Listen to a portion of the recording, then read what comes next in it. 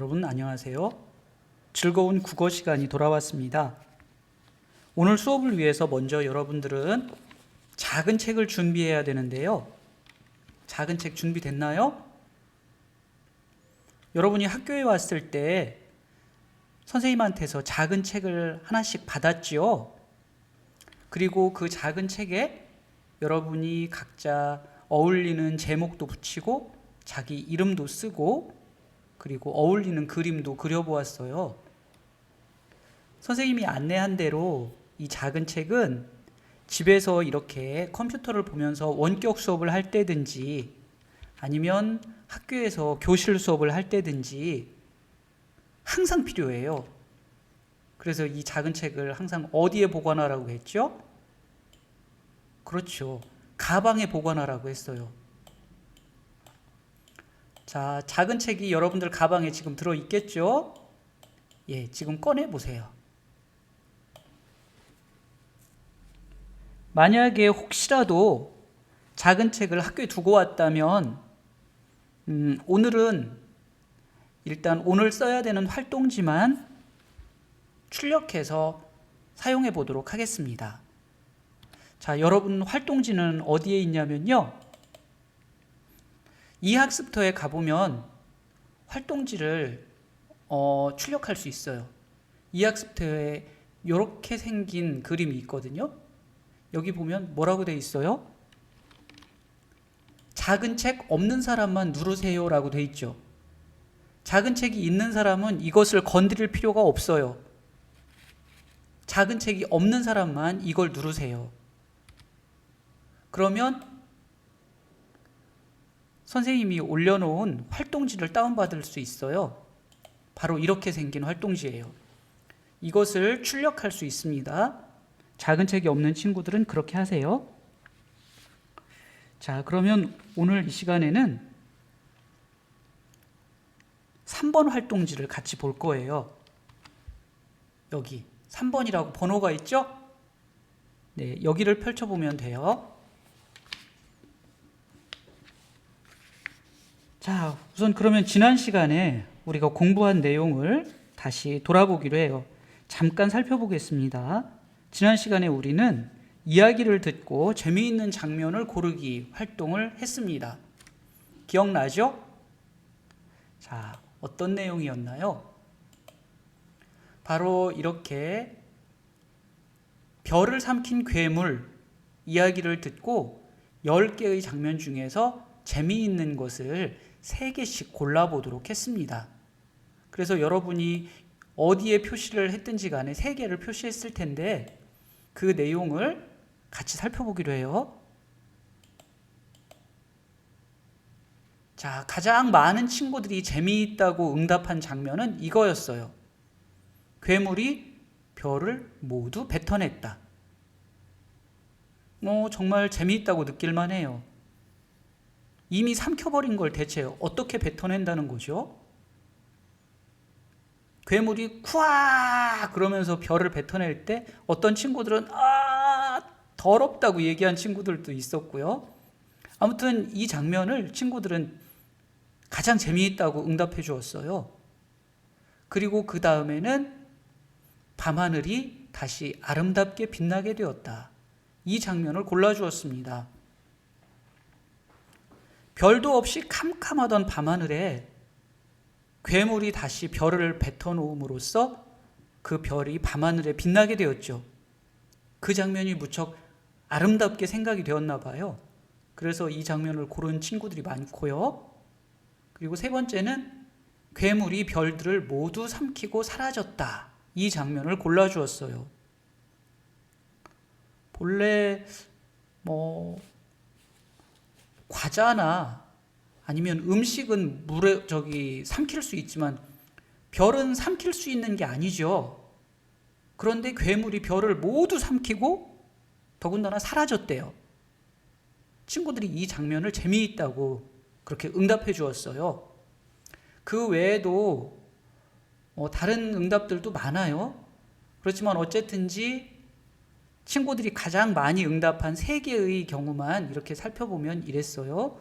괴물이 별을 모두 뱉어냈다. 밤하늘이 다시 아름답게 빛나게 되었다. 괴물이 별들을 모두 삼키고 사라졌다.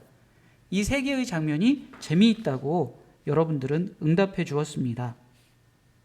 어쨌거나 괴물이 별을 삼켰든지 아니면 뱉어냈든지 괴물과 별이 나오는 이 장면을 친구들이 재미있다고 여긴 것 같아요.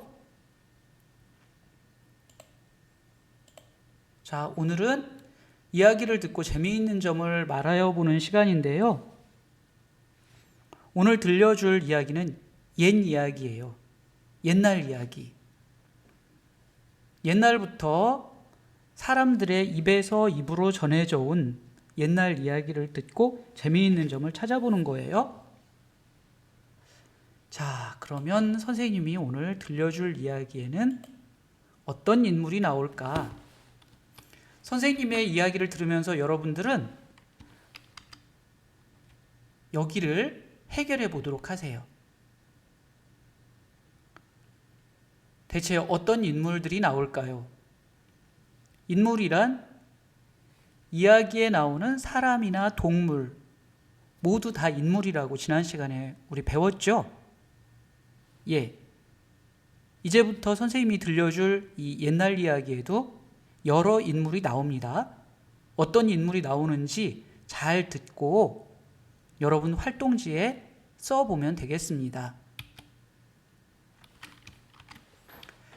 자, 그러면 선생님이 들려주는 옛날 이야기 함께 들어보겠습니다. 둔갑한 쥐. 옛날에 선비 한 사람이 살았는데 이 사람이 글 공부하러 깊은 산중에 있는 절간에 갔어. 그러니까 식구들은 다 집에 두고 혼자 간 거지. 가서 밤낮으로 글을 읽는데 워낙 깊은 산중이라 1년 가야 절간에 드는 사람도 나는 사람도 없어. 그러니 아무리 글 읽는 선비라 해도 외롭고 쓸쓸할 거 아니야? 그런데 선비가 글 읽는 절방에 밤마다 쥐 한 마리가 들락날락해. 문구멍으로 뽀로로 들어와서 선비가 글 읽는 것을 빤히 쳐다보다가 뽀로로 나가고 이런단 말이지. 집에서 같으면야 방에 쥐새끼가 설치면 귀찮아서 내쫓든지 잡든지 하겠지만은 워낙 쓸쓸한 절간이라 쥐 한 마리도 없는 것보다는 나아. 하루라도 쥐가 안 들어오면 궁금하고 오면 반갑고 이렇단 말이지. 이렇게 쥐를 동무 삼아 지내다 보니 정이 들어서 선비는 쥐가 다니는 길에 먹을 것을 놓아두었어. 먹던 밥도 아껴서 남겨두고 과일이다 푸성귀다 이것저것 놓아두었지. 그런데 쥐가 도통 아무것도 안 먹어. 이것저것 생기는 대로 갖다 놓아도 입에 댈 생각을 안 해. 그거 참 이상한 일이다 하고 있는데 하루는 손톱 발톱을 깎아서 미처 못 버리고 방구석에다 놓았더니 쥐가 그걸 낼름낼름 집어먹더라지 뭐야. 아하, 저 쥐는 손톱 발톱을 잘 먹는구나 생각하고는 그때부터 손톱 발톱을 깎을 때마다 쥐가 먹으라고 일부러 안 버리고 방 구석에 놓아두었어. 그랬더니 쥐가 잘 먹더래. 그렇게 얼마를 지났는데 하루는 쥐가 안 와. 그 다음 날도 안 와. 그 다음 날도 안 오고 아주 발을 뚝 끊었어. 선비는 날마다 밤마다 들락날락하던 쥐가 안 오니까 좀 섭섭했지. 그러면서 글 공부를 했어. 이러고러 글 공부를 다 하고 선비가 이제 집으로 돌아갔지. 그런데 집에 들어가 보니 참 별일이 다 났어. 글쎄, 저하고 똑같이 생긴 사내가 집에 있는데 아주 사랑방을 차지하고 앉아서 주인 행세를 톡톡히 하고 있어. 선비가 집에 들어가니까 식구들이 우르르 나와보고 기절초풍을 하지. 아, 저희 집 주인이 똑같은 게 둘이나 생겼으니 기절을 하지 않해? 니놈은 웬 놈인데 남의 집에 들어와서 주인 행세를 하느냐? 선비가 호통을 치니까 너야말로 어떤 놈이 남의 집에 와서 야단을 하느냐? 얘들아, 어서 저놈을 내쫓아라! 하고 가짜 선비가 아주 한술 더 떠. 집안 식구들이 정신을 차리고 보니까 이건 생겨도 너무 똑같이 생겨서 도저히 분간이 안 된단 말이야. 생긴 모습은 말할 것도 없고 목소리고 행동 것이고 모조리 빼다 박아놓았으니 분간이 되나. 이 일을 어쩌나 하고 궁리를 하다가 몇 가지 시험을 해보기로 했어. 두 사람한테 집안 일을 이것저것 물어서 누가 더 잘 아는지 알아보는 것이지. 아무래도 집안 일을 소상하게 잘 알고 있는 쪽이 진짜 일터이니 말이야. 그런데 진짜 선비는 집을 떠나서 절간에 오래 있었으니 아무래도 집안 물정이 어둡지. 가짜는 이제 막 집에 들어와서 이것저것 챙겨보았을 테니 집안 사정에 밝을 것 아니야? 그게 정한 이치지. 그래서 식구들이 묻는 말에 가짜는 척척 대답을 잘 하는데 진짜는 우물쭈물한단 말이야. 가짜는 집안에 있는 숟가락, 젓가락 수까지 환하게 꿰고 있으니 당할 재간이 있나. 이래서 진짜 선비는 억울하게 집에서 쫓겨나는 신세가 됐어. 제 집에서 쫓겨난 선비는 하도 분하고 원통해서 그만 살고 싶은 마음도 없어졌어. 에라, 내가 이렇게 사느니 차라리 죽어버리는 게 낫겠다. 이렇게 생각하고 죽어도 조상 옆에 가서 죽는다고 조상 무덤을 찾아갔지. 무덤 앞에서 절을 하고 그 앞 벼랑에 몸을 던져 죽으려고 갔는데 웬일인지 잠이 소로로 와. 그래서 그 자리에 그냥 엎어져 잤어. 그런데 꿈속에서 허연 노인이 나오더니 네가 절에서 글 공부할 때 쥐한테 손톱 발톱을 먹인 일이 있지 않느냐? 그 쥐가 네 정기를 받아서 네 모습으로 둔갑을 하였으니 지체 말고 고양이 한 마리를 구해가지고 집으로 돌아가거라. 이런단 말이야. 정신을 차리고 보니 꿈이 하도 생생한지라 선비가 그 길로 마을로 내려왔어. 내려와서 고양이 키우는 집을 찾아 고양이 한 마리를 빌렸어. 그 고양이를 소매 속에 넣어가지고 집으로 돌아갔지. 집에 돌아가니 집안 식구들이 나와서 저놈이 또 왔다고 욕을 하고 쫓아내거든. 그러나 마나 성큼성큼 사랑방으로 들어갔지. 사랑방에는 가짜 선비가 점잖게 앉아있다가 여기가 어디라고 저놈이 또 왔단 말이냐? 하고 호통을 치지. 그때 소매 속에 넣어가지고 온 고양이를 가짜 선비 앞에 휙 내던졌어. 그랬더니 고양이가 눈에 불을 켜고는 가짜에게 달려들어서 목을 칵 물어뜯으니까 찍 소리를 내며 자빠져 죽는데 아닌 게 아니라 절간에서 보던 바로 그 쥐더라네. 선비네 집 식구들은 놀라서 백배 사죄하고 그 다음부터는 아주 잘 살았더란다. 옛날부터 손톱 발톱에는 사람의 정기가 들어있어서 그걸 깎아서 함부로 버리면 산짐승이나 들짐승이 주워 먹고 그 사람으로 둔갑한다는 말이 있어. 작은 일이라도 조심하고 뒤처리를 깨끗하게 하라는 그런 뜻이겠지. 둔갑한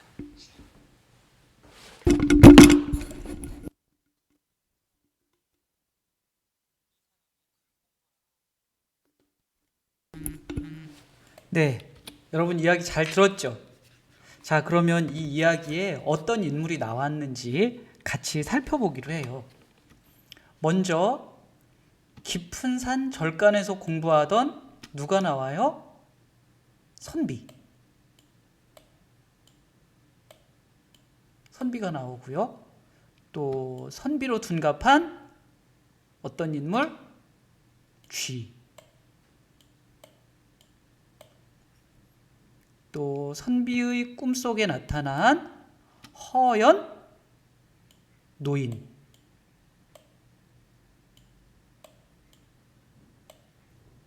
또 선비가 쥐를 잡으려고 데려간 고양이.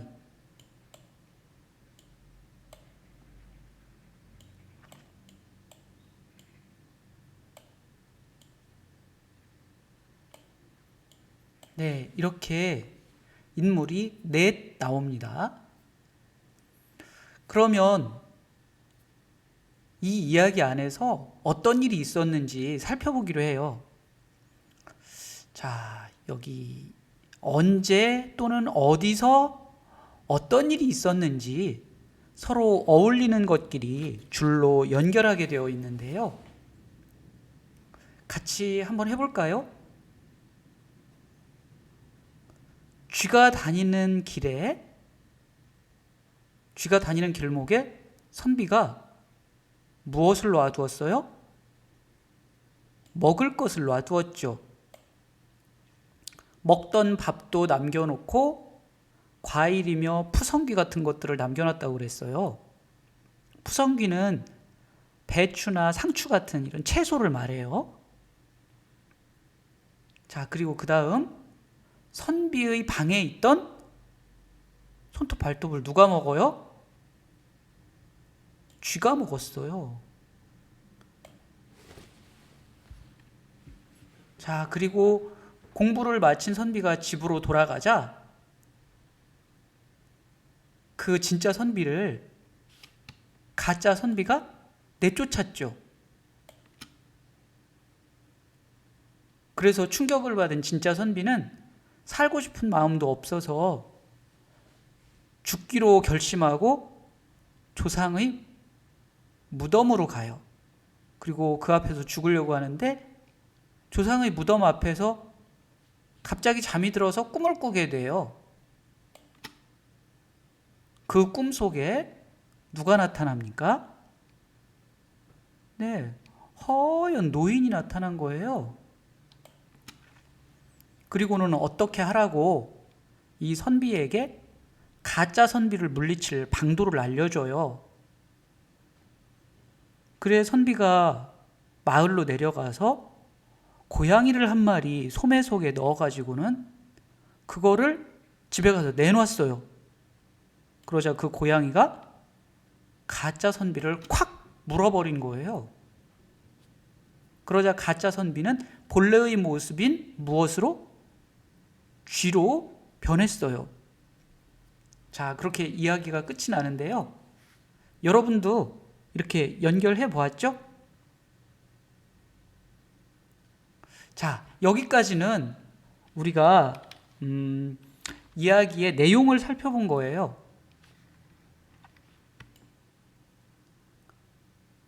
이 옛날 이야기 둔갑한 쥐라는 옛날 이야기에 어떤 내용이 나오는지 살펴본 거예요. 그런데 오늘 우리가 해야 될 것은 이 이야기에서 재미있었던 점이 무엇인지 골라보는 거거든요.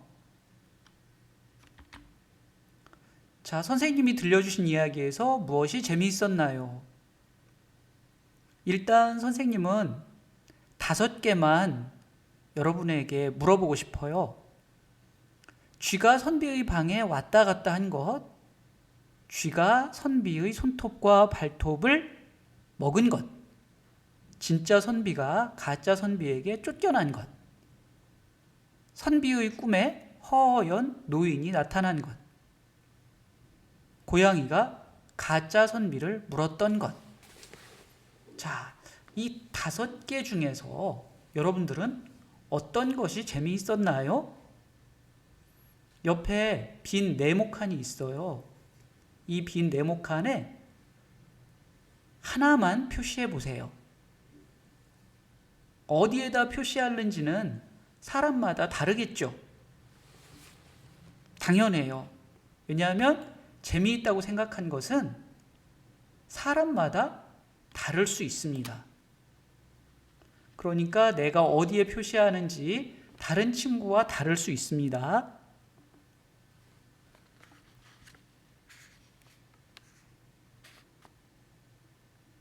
자, 생각해보고 이 5개의 빈 네모칸 중에 한 곳에만 V 표시를 해보세요. 이렇게요.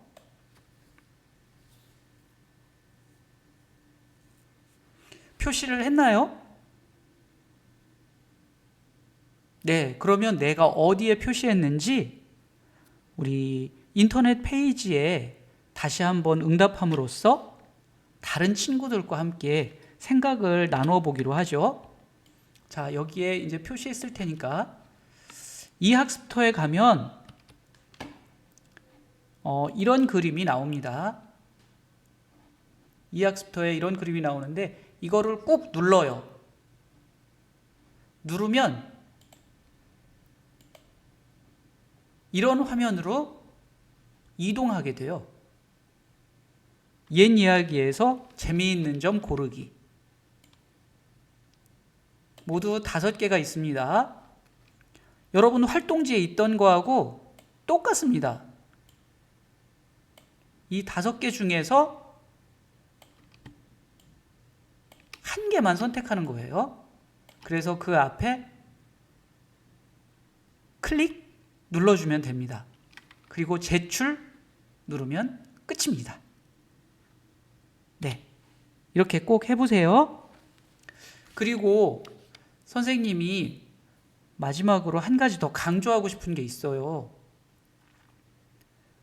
수업 들어갈 때 선생님이 말했던 것처럼 작은 책을 항상 준비해 둬야 돼요. 지금처럼 집에서 컴퓨터로 이렇게 원격 수업을 할 때든지 교실에서 선생님을 만나서 교실 수업을 할 때든지 이 작은 책은 항상 필요합니다. 그러니까 항상 가방에 보관하고 수업 때 잊지 말고 이것으로 수업할 수 있도록 해주세요. 할 수 있겠죠? 네, 할 수 있을 겁니다. 자, 마지막으로 이제 오늘 내가 공부한 것을 스스로 평가해 보는 거예요. 자, 다른 사람이 해주는 게 아니고 나 스스로 평가해 보는 거예요. 귀 기울여 듣기는 쉬웠는지 어려웠는지, 알맞은 것끼리 연결하기는 쉬웠는지 어려웠는지, 나는 귀 기울여 듣기를 잘 했는지 대충 들었는지, 재미있는 것 찾기는 쉬웠는지 어려웠는지 이 동그라미 안에 해당되는 곳을 찾아서 색칠을 해주면 되겠습니다. 네, 여러분 오늘도 집중해서 이렇게 원격 수업하느라고 수고했습니다. 여러분 칭찬합니다. 그러면 우리는 다음 시간에 또 만나기로 하겠습니다. 여러분 안녕.